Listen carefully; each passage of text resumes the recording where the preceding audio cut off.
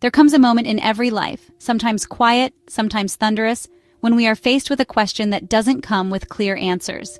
It's a question that haunts us in relationships, careers, dreams, even identities. Should I let go or hold on? It's deceptively simple, but the weight it carries can shape years of our lives. To hold on is to believe in the possibility of redemption, the hope that effort will make things better, that staying the course will pay off. Holding on is familiar.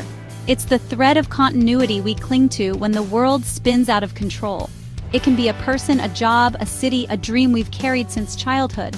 But holding on too long, that can trap us. Letting go, on the other hand, is surrender, not giving up, but giving in. It's the act of acknowledging something no longer serves our growth. It's courageous, even when it feels like defeat.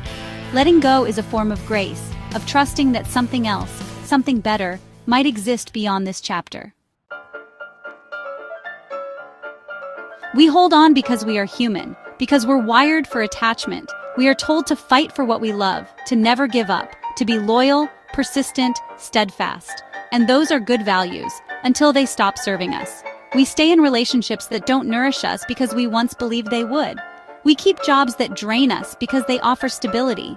We cling to old versions of ourselves because change is terrifying. And often we hold on not because we're strong, but because we're afraid. Afraid that letting go will mean failure. Afraid that we'll regret it. Afraid of the unknown. We ask ourselves, what if I quit too soon? What if I regret it later? So we stay. We keep trying. We compromise. We bend, we break.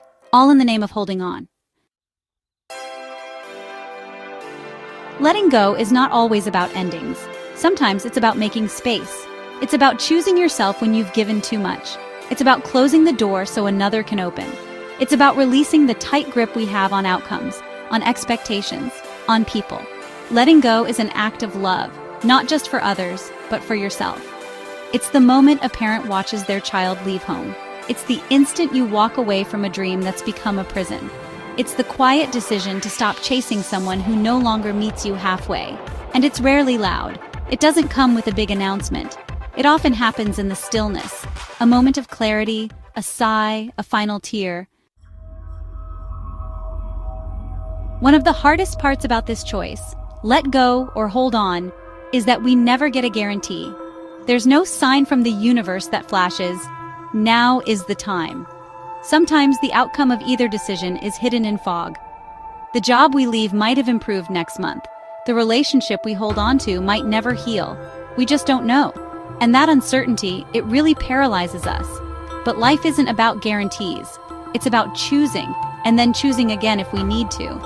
What if both are right in different ways? What if the lesson wasn't in the outcome, but in the act of choosing it all? You wake up with a heaviness that just won't go away. You feel more anxious than inspired. You've had the same conversation in your head 1,000 times. You no longer recognize who you are in this situation. You're staying out of fear, not love. None of these signs mean quit immediately, but they might mean it's time to pause, reflect, be honest. Sometimes letting go isn't the final decision.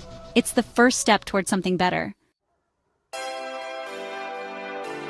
There's still genuine hope, not desperation, but grounded hope. You've seen progress, even if it's small. The discomfort is growing pains, not a warning. You still feel aligned with your values in this space. It feels like love, not just obligation. Holding on takes strength, but it should also feel like a conscious choice, not a habit of fear. If you hold on too long, you might miss what's ahead. But if you let go too soon, you might walk away from something beautiful. There's risk on both sides, and that's okay, because no path is perfect, and you're allowed to try, to stumble, to change your mind. A woman stayed in a marriage for 20 years, hoping her partner would change. He didn't. When she finally left, she discovered joy she didn't know was possible. "I thought I was being loyal," she said, "but I was actually abandoning myself." A man almost quit his startup after 5 brutal years, but something told him to give it one more season. That season changed everything. He's now running a $1 million business. "I held on," he says, "but I was willing to let go if it no longer made sense." A daughter had to decide whether to continue being the caretaker for a toxic parent. After years of trying, she chose to walk away. I thought letting go meant I didn't care, she shared. But it was the most loving thing I could do for both of us. So what do? You stop, you breathe. You ask yourself, am I staying because I believe in this? Or because I'm afraid to leave? Am I letting go because it's right? Or because I'm running away? Who am I when I'm in this situation? What would I advise my best friend to do? Then you listen, not to your fear, not to the noise around you, but to that quiet voice inside, the one that always knows. Letting go or holding on is not a decision you have to make overnight. Honestly, it's okay to sit with the question, to gather more information, to feel your way through. You're allowed to say, I don't know yet, but at some point clarity will come. A moment will arrive where the weight of staying is heavier than the fear of leaving, or when the potential of holding on is greater than the relief of release. That's your moment. Here's the truth no one tells you. You can let go and find freedom. You can hold on and find strength. There's no shame in either. The only danger is making your decision from fear instead of love. Let go when it means honoring your growth. Hold on when it aligns with your truth. And whatever you choose, stand by it, own it, grow through it. Life is a series of chapters. Some are meant to be long, others short. Some are beautiful, others painful. And the art of living lies in knowing when to turn the page.